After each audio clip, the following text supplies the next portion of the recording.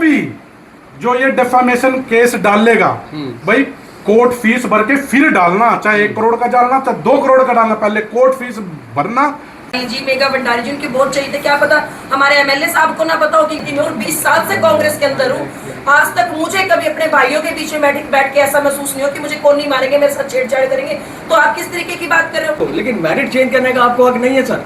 आप rule change कीजिए, आप कुछ भी कीजिए, लेकिन मैरिट को तो एंटरटेन कीजिए ना सर।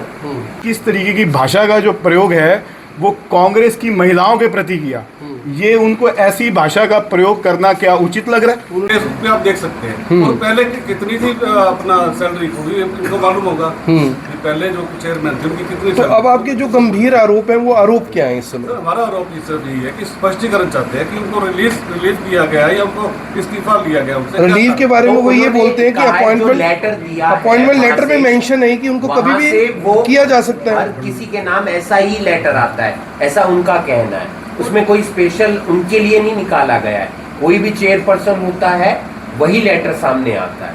देखिए ये राज्यसभा का जो मैं दोबारा बता रहा हूँ, राज्यसभा का जो मेंबर ऑफ पार्लियामेंट है हर्ष महाजन, ये साफ उन्होंने इसमें लिखा है this complaints point towards misuse of power. Misuse of power of किसकी?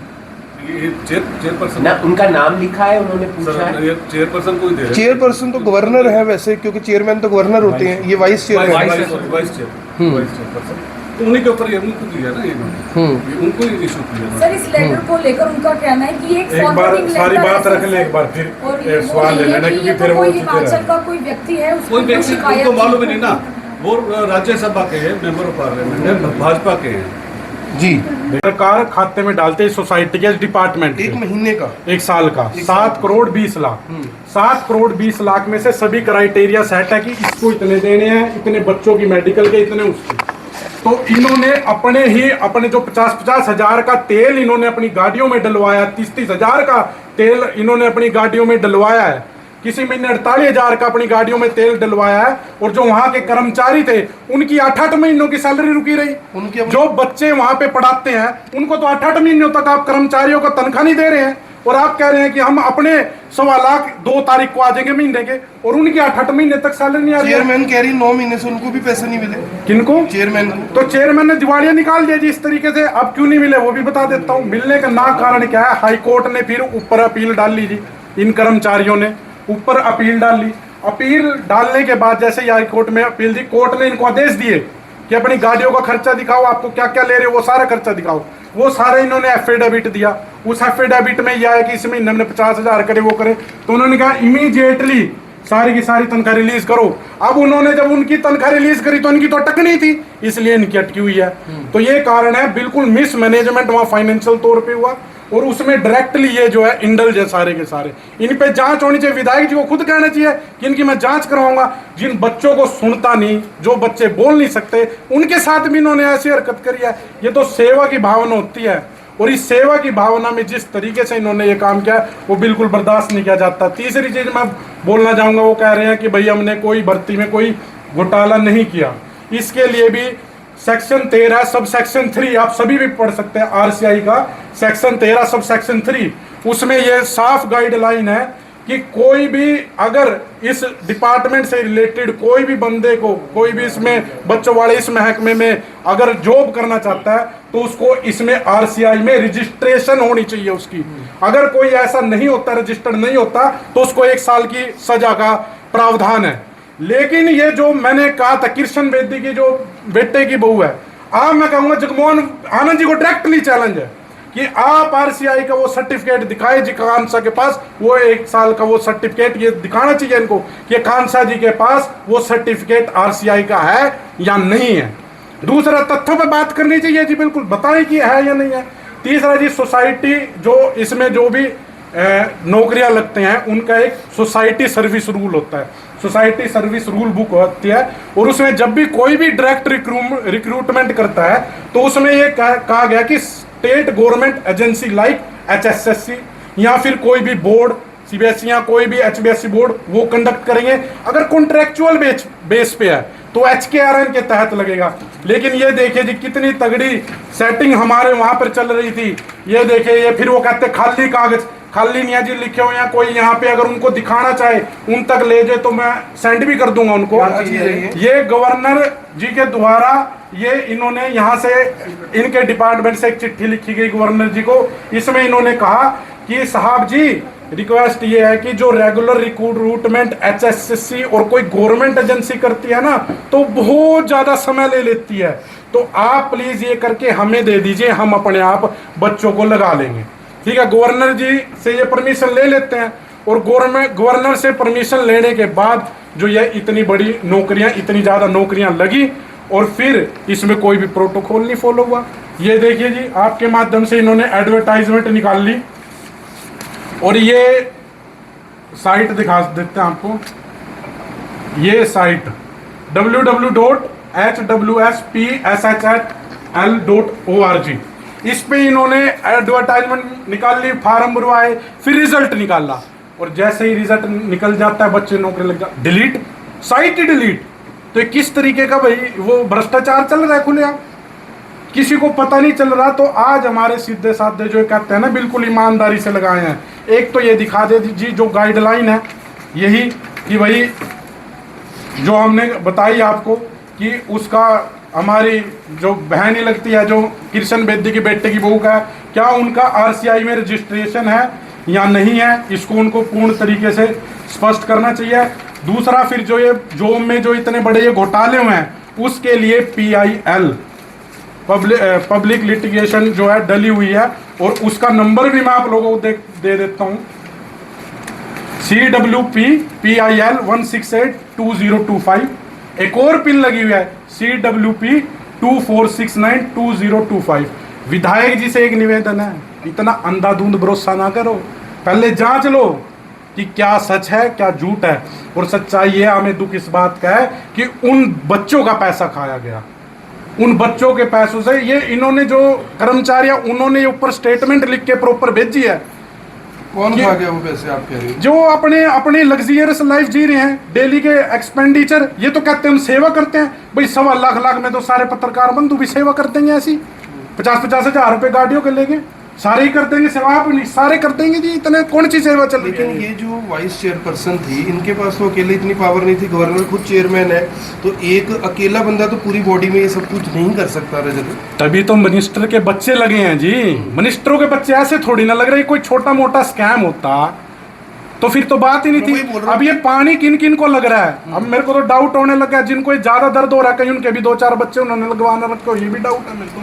तो आप RTI वगैरह कुछ लगाएंगे? बिल्कुल ये RTI में बिल्कुल जी ये सारी चीजें स्पष्ट होकर सामने आ चुकी हैं जी। 2 पिल लगी हुई हैं इसमें, जिसमें ये साफ कहा गया कि जो ये किस रूल से आपने बच्चों को लगा दिया, RCI में रजिस्ट्रेशन होना चाहिए। एक हाईकोर्ट का डिसीजन भी उन्होंने दिखाया जिसमें हाईकोर्ट ने स्पष्ट किया कि रिक्रूटमेंट का जो प्रोसेस है गवर्नमेंट को चेंज करने का अधिकार है और कोई भी उसमें ऑन पेपर ऑन बोर्ड कुछ भी सामने ऐसा नहीं आया कि उसमें अनियमितता दिखे, वो डिसमिस हुई है एप्लीकेशन। बिल्कुल, ये भाजपा का काम, झूठ बोलो सुबह शाम, पकड़े जाओ तो जय श्री राम।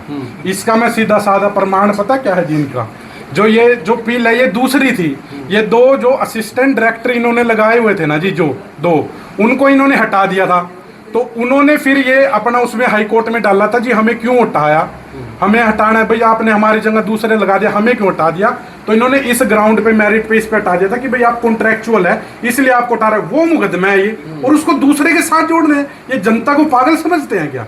अब आप लोग आगे क्या करने जा रहे हैं? कानूनी नोटिस का तो एक और, जैसे इन्होंने कहा कि हम डिफेमेशन का केस डाल लेंगे, सारे नेताओं पे कौन डालेगा? विधायक जी डाल लेंगे, मैडम डाल लेंगे, ये तो वो देखेंगे। चलो जो भी डालेगा, जो ये डिफेमेशन केस डालेगा भाई कोर्ट फीस भर के फिर डालना, चाहे 1 करोड़ का डालना चाहे 2 करोड़ का डालना, पहले कोर्ट फीस भरना फिर केस डालना, फिर केस लड़ेंगे। फीस नहीं भरेंगे आप तो ऐसे बच्चों के पैसे थोड़ी ना खाओगे होते। ये डेफर्मेशन की अगर जो केस की वो बात कर रहे हैं, पहले तो डेफर्मेशन की केस की बात अगर वो करते हैं विधायक जी, आप उनसे पूछो कि उन्होंने किस तरीके की भाषा का जो प्रयोग है वो कांग्रेस की महिलाओं के प्रति किया, ये उनको ऐसी भाषा का प्रयोग करना क्या उचित लग रहा है? उन्होंने नाम नहीं दिया ना किसी? नहीं, नाम लिया या नहीं लिया, बीइंग ए लेडी मैं आपसे एक ये बात छोटा सा सवाल करना चाहूंगी कि आज वो बात करते हैं महिलाओं के मान सम्मान की कि कांग्रेस में महिलाओं को कोनियां मारी उनसे डायरेक्ट पूछ लो, हमसे ना पूछो आप। है ना? नहीं, हमें भी तो आपके यहीं पे माध्यम से पता लगा ना। हमारे आदरणीय हमारे करनाल के एमएलए है,